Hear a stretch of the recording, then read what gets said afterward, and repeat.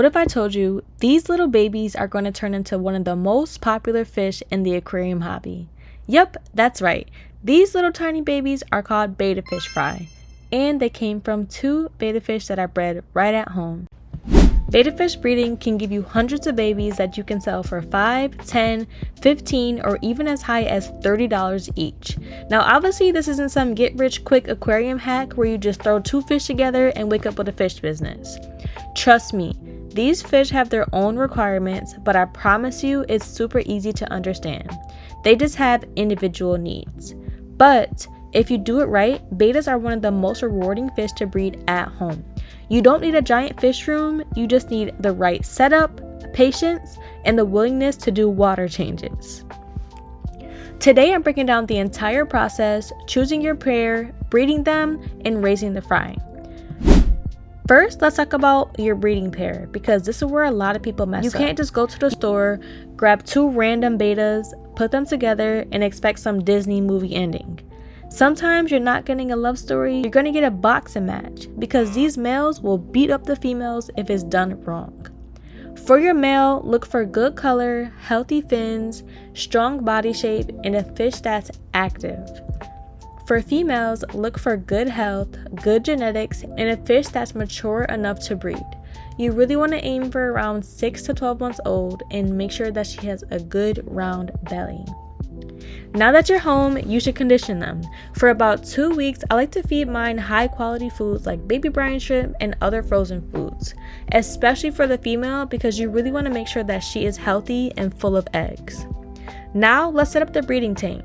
You don't need some crazy expensive setup. I seriously used a small tub for this project because I knew I wouldn't be keeping them in here long. I also chose a smaller tub because I knew that the fry would be hatched in here and I wanted to make sure that they would be able to find their food. But a basic 10-gallon tank works great also. When you set up your tank, you're going to need a thermometer and some botanicals like Indian almond leaves. And then to make cleaning easier, keep it a bare bottom tank. The temperature should stay around 82 degrees Fahrenheit. Now let's get into introductions. Before you introduce them together, it's nice to let them see each other first. Use a divider or the chimney method. I put the female in the tank still inside her cup so she's protected from the male. This lets the male show off, build his bubble nest, and basically convince her that he's the right choice. Once the male starts building a bubble nest, that's a good sign. This is where the whole process gets crazy. After about 24 to 48 hours, I let the female out. He will chase her around, but that's basically their version of a love dance.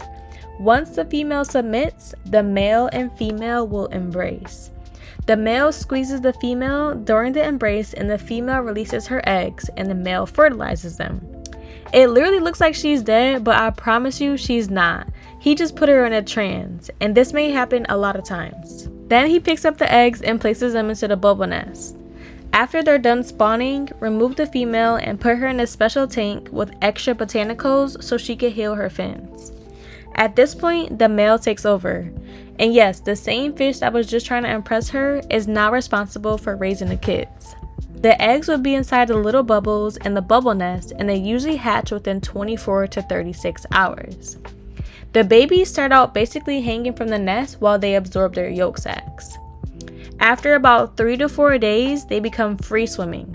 Once that happens, the dad has to go because his job is done and we don't want him trying to eat the babies.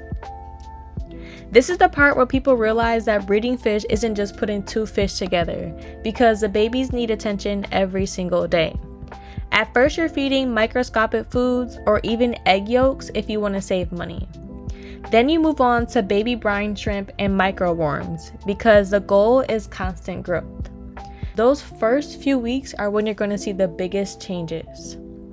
One day they'll look like little dots in the water and then suddenly you're like, okay, these looking like some fish now. Once they're around 8 to 12 weeks old, they can start being sold. You can sell locally through fish groups, online marketplaces, or even to other hobbyists. I like to sell mine on my website, minaearth.com, and I have some females up there right now. As for your pricing, it really depends on genetics and quality. Some fish might only sell for $5, while really high quality betta fish can go for $30 or more. But remember, every fish that you sell represents weeks of feeding, cleaning, and checking your water parameters like you're running a tiny underwater daycare.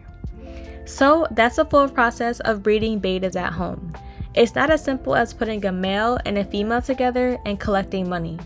There's a lot that goes into raising healthy fish. But if you're willing to put in the work, it's one of the best parts of the aquarium hobby. Don't forget to subscribe because in my next video, I'm breaking down the top 5 easiest aquarium fish to breed, especially if you're just getting started. See you guys in the next one.